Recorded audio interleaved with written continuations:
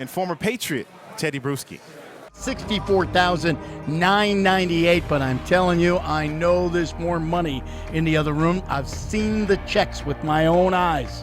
All right? Well, I've done the investigative work. I like those checks, but I want more. I want more to come in. Absolutely. I know just the guy to shame all our listeners into emptying out their pockets. Who would that be? I know just the guy. And who would you that break be? it down? Yes, to break it down, our good friend, first appearance on the show for this year, Tedy Bruschi. Oh, Yeah. Teddy B. Shame him, Teddy. Go ahead. Let's go. How are you? What's going on?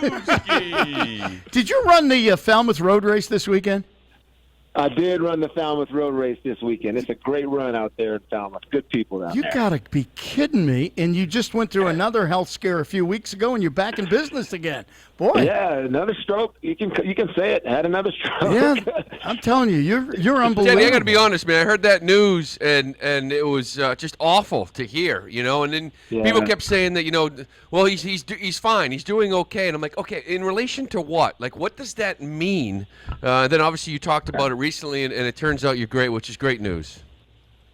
Yeah, it's I had my first stroke, and we came up with a good plan on what we thought was the right plan to go forward, and that was, I had a hole in my heart, and we closed that hole, and going forward, came back to play 4 years in the NFL, guys, and then I think it was 14 years later, you think you're out the woods, and you think you're good, strikes again, and I had another stroke on July 4th was the date, and it wasn't as big as my first stroke, but still it was scary enough to where, Heidi and I knew what was happening. It was my first stroke was in the middle of the night, and you think you can go back to sleep and everything's going to be okay. But when you're out on the football field and it's and you've got slurred speech and your face is drooping and you can't use your left arm, it's pretty scary. Yeah.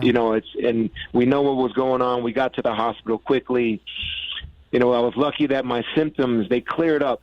Before I even was in the hospital for about an hour. So everything worked out well. That's why I preach those stroke warning signs, guys, to know what's happening, to have that knowledge. I didn't know what was happening the first time. I sure as heck didn't know what was happening the second time, and I just couldn't believe it. But, we all end up getting to know each other, know each other, yourselves personally, medically for me, physically, all of those things. And going forward, I think I have a good understanding of who I am and the plan going forward to give me the best chance to be healthy. We're glad you're good. Thanks, and buddy. Thanks, know what I we're doing. appreciate it. You know what we're doing here. You know exactly what the Jimmy Fund is all about, and there are a lot of people that are calling, that are contributing. We're hearing some unbelievable stories, some with miracle endings, some right now that are, still subject to who knows what's going to happen. But it's incredible, the outpouring. And you need, you can talk about miracles and talk about the second chances in life, but you need a lot of help. Those sometimes those miracles don't happen on their own. You need help. You need the right treatment. You don't need the right people. You need the right assistance. The Jimmy Fund, everything that they do, they provide that. They provide that second chance for people, that possible miracle. It wouldn't even have any chance if it weren't for the work that they're doing. And I'm so, proud to help you guys out today and help to, to let people know that this is special, what you guys are doing. And I really admire you, WEEI, for the work that they do with this, and everybody that's calling in. It's just special what everyone's doing, and it's a good time for everyone to get together and do this. All right, so let's talk Pats football because it seems like a pretty, I would say, quiet offseason other than, Brady and his contract, which happened, closer toward the beginning of camp. And then all of a sudden, boom, you got Josh Gordon. Gets reinstated. I was kind of surprised how quickly it happened. I guess the most important question is, do you think he can make it through the season? Well, based on what has happened before, you've got to say no. And I wish him the best, and I want him to be successful and also be a major contributor like he was at times for the New England Patriots. But still, it's he himself has a lot of things going on in his life. And am I happy that he gets another chance? I'm absolutely ecstatic for Josh Gordon that he gets another chance to be there for a team an entire season, and hopefully he can enjoy it the entire 16 games and the playoffs, hopefully. But it's hard for him. It's hard for him. Does he have the physical talent? I believe he's 28 years old. I believe. I mean, it's not like he's on the other side of 30 or anything like that. I mean, this kid is still young. He still has talent. He can help if he's there, if he's available, if he's consistent. That's something that you hope that Josh can attain.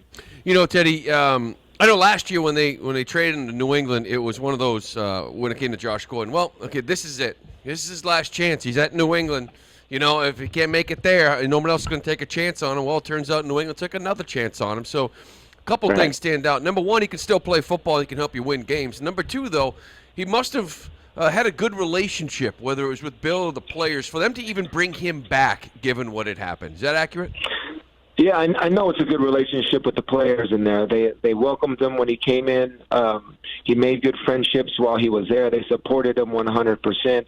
So, I mean, that's another thing also you can add on top of that them welcoming him back and wanting to give him another chance is, I think they know that they need all hands on deck. I mean, I don't think they know who they're going to be. I mean, are we going to be able to win the line of scrimmage like we did last year and bludgeon someone with our running game when our big left tackle's not there anymore? Our tight end that could do all the things and block is not there anymore. Can we do that? Well, if we can't, what are we going to have to do? Okay, is N'Keal Harry going to have to come up big for us? Maybe we're going to need and actually want to have Josh Gordon. So September, they got to figure things out on who they want to be, figure out who's going to be there in October and November. I mean, what kind of identity offensively they're going to have. Defensively, I love what I'm seeing on the defensive side of the ball. Those linebackers, top to bottom, maybe one of the best in the league. I mean, in terms of 1, 2, 3, 4 depth going 5. I mean, that's a great group right there. But offensively, you can sort of tell by how they're calling plays, who they're signing, the formations they're using. They're still testing the waters also. So let's look at the linebacker core, something near and dear to you. But you look at Bentley, who was a terrific player in preseason last year. Now you've got him healthy. The Winovich kid looks like he could have an impact. Jamie Collins looks like, he could be a huge – you're right. You look back 2 years ago, we're sitting there going, oh, my God, linebackers are not real deep. And yet right now I'm looking at the depth chart and I'm sitting here saying, does Landon Roberts even make the team? Are they going to have cuts here? I mean, yeah, Jamie Collins. I mean, they ran him out of town the first time. I mean, and now they welcome him back, and Jamie is loved by everyone the way he's been in there now from what I'm hearing. So I'm happy for Jamie. He got his money. He got his money, Teddy. Yeah, that's what it was. Yeah. Hey, everyone's formula is different. To figuring things out. Everyone's formula is different. Some got to learn by experience. Some just know where it's the best in what place. But for him to come back, I mean, he's happy here. Teammates have said he's been nothing but a good teammate. So that's a great thing. I love what I saw from Winovich the other night. I mean, just when I say instinctive on the edge, I mean he's not running upfield blindly, and the worst position in football, which is Coach Belichick feels, is behind the quarterback where you can't do anything. He's instinctively coming under, blocks down the line.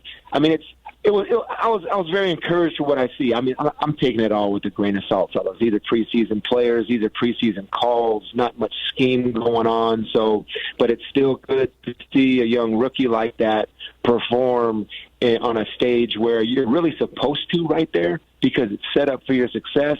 So he can provide some third down pass rushing, maybe some special teams play as he learns to be an every down linebacker and set the edge.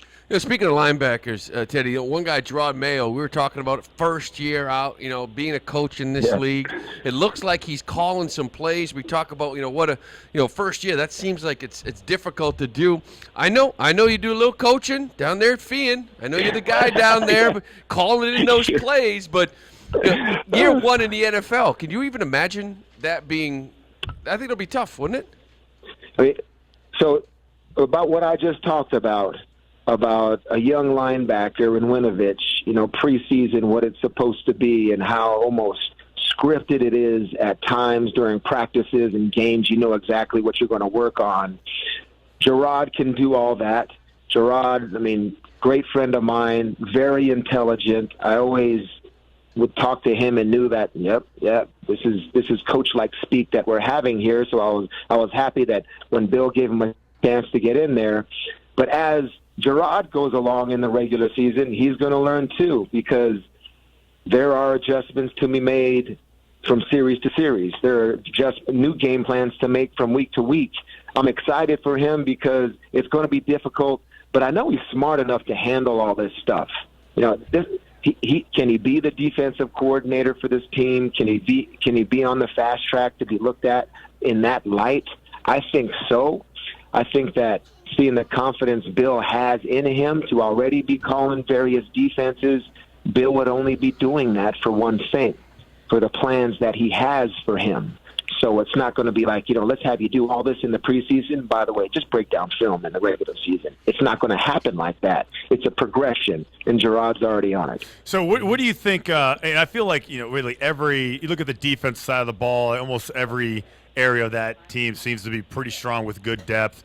Offensive side of the football, offensive line could be one of the best in the NFL. Running backs are on point. Quarterback, obviously. Receivers, a good mix of young and older talent.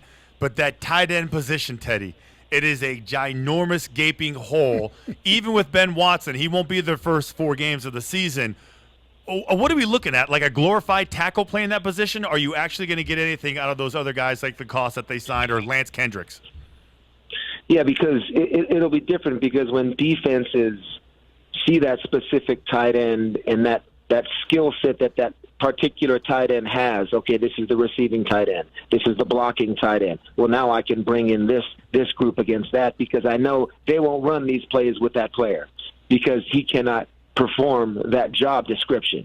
So it makes it a little bit more black and white for the opposing defensive coordinator. And that's what they don't like.